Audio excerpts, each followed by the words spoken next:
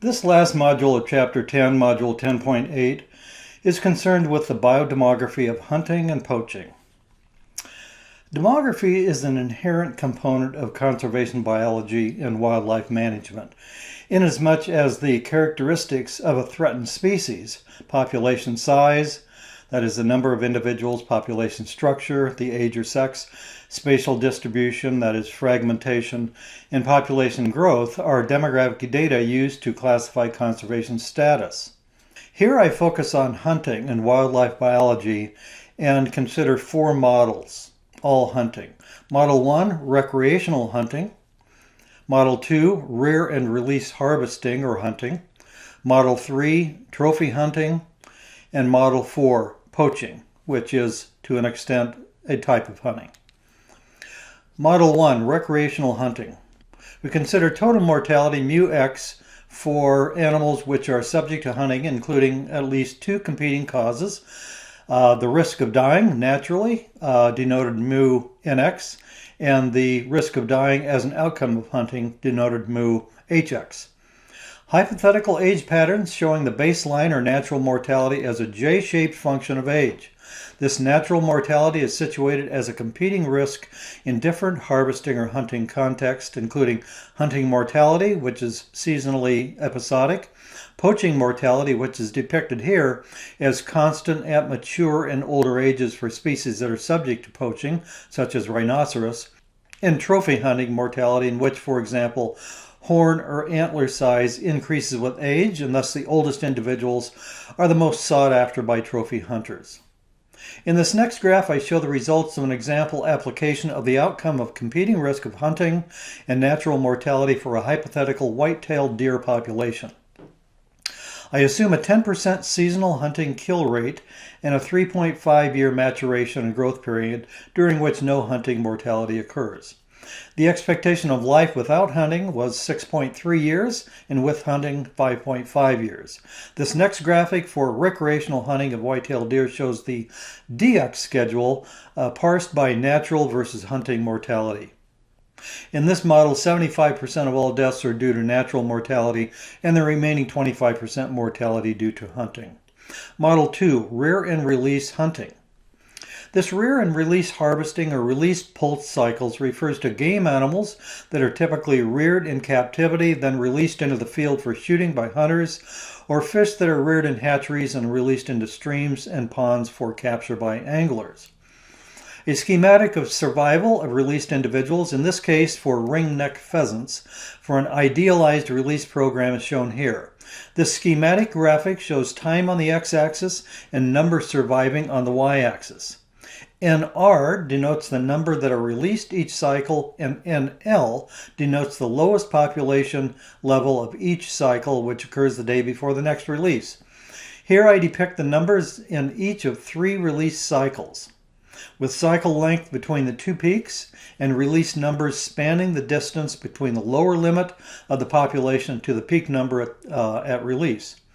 This table shows specific numbers for this hypothetical case of rear and release, including columns for time and 4-day release cycles. The release number surviving, starting with the initial release of 100 individuals for each of 3 cycles. The sum total of life days of 286 for each release also equals the sum total of life days for each cycle. There are 100 individuals in each release. The total life days lived in each released cohort divided by the initial number of 100 equals 2.86 days as the life expectancy of released pheasants subject to hunting in this hypothetical example. Model 4, trophy hunting African lions.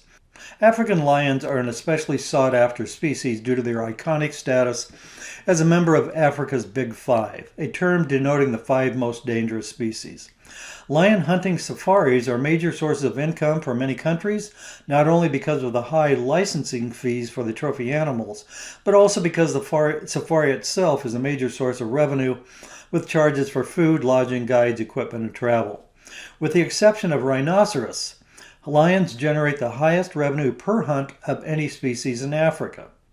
In light of the conservation status of African lions across the continent, hunting policies must be based on, among other factors, informed demographic strategies.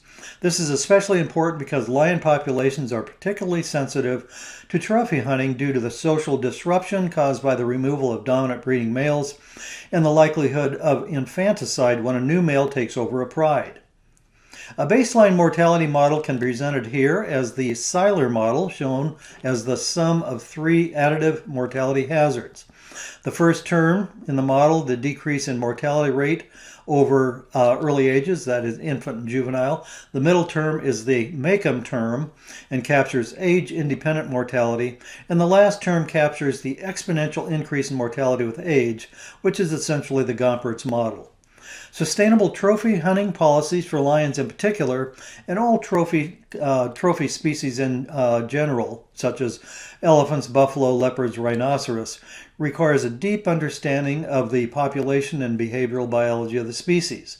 Indeed, no simple model or even sets of demographic models are sufficient for creating such policies. However, insights into the different types of hunting policy trade-offs are possible using this simple model. My purpose here is to use age and sex-specific mortality rate model for both sexes of African lions.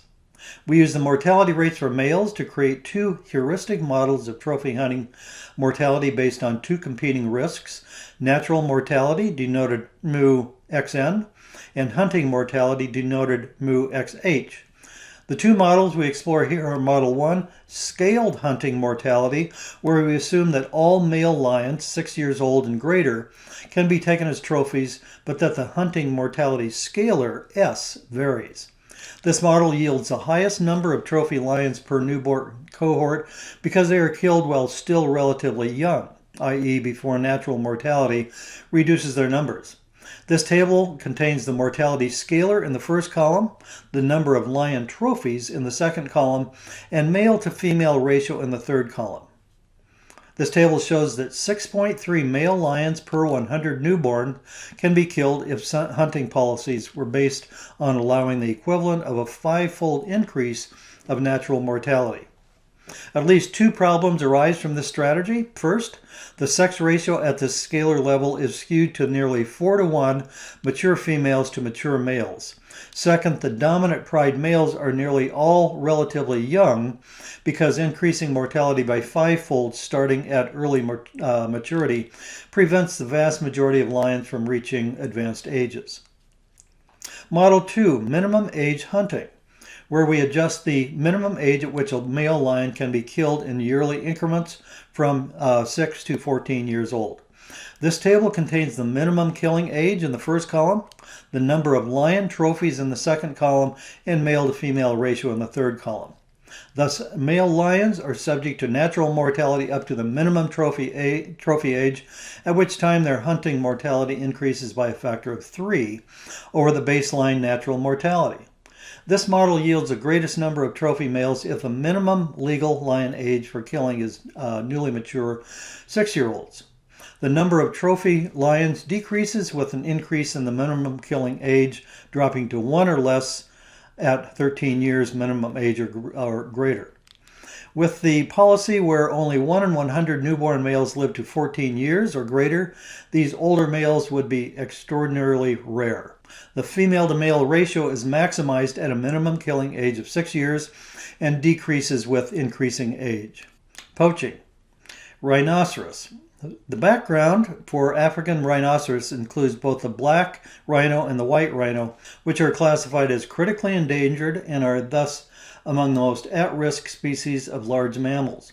At one time, there were hundreds of thousands of rhinos of both species distributed throughout much of sub-Saharan Africa, but by the 1970s, the number for black rhinos was reduced to 65,000, and by 2016, there were only 2,500 remaining in small pockets in Zimbabwe, South Africa, Kenya, Namibia, and Tanzania. Habitat loss is one of the main reasons for their population reductions, but currently 90% of all rhino deaths are attributable to poachers, killing them for their horns, which can be used to make ornamental handles or used in traditional Asian medicines. Rhinos are also killed for trophies and meat, and their hides are made into shields and good luck charms. Competing risk model. We constructed a multiple decrement life table for rhinoceros management based on natural mortality of the age-specific rates through age 6 years, after which time the mortality rates are based on the Gompertz model, where we have A equals 0.02 and B equals 0.0453. We used annual loss, that is mortality due to poaching, at 0.10 for 6 years and older, and loss due to removal at 0.10 per year, but only for ages 5 through 10. The results are contained in this table, where age X is in the first column, age-specific force of mortality for 3 sources of mortality in the next 3 columns, including natural, poaching, and removal, and cohort survival in the next column. Total deaths for each of the 3 sources, total deaths, age-specific reproduction, and net reproduction. Note at the bottom are both gross and net reproduction, as well as total deaths by cause. These sums can be converted to percentages of all deaths due to each of the 3 causes, including 46, 30, and 24% for natural, poaching, and removal, respectively. This ends Module 10.8, concerned with the biodemography of hunting and poaching.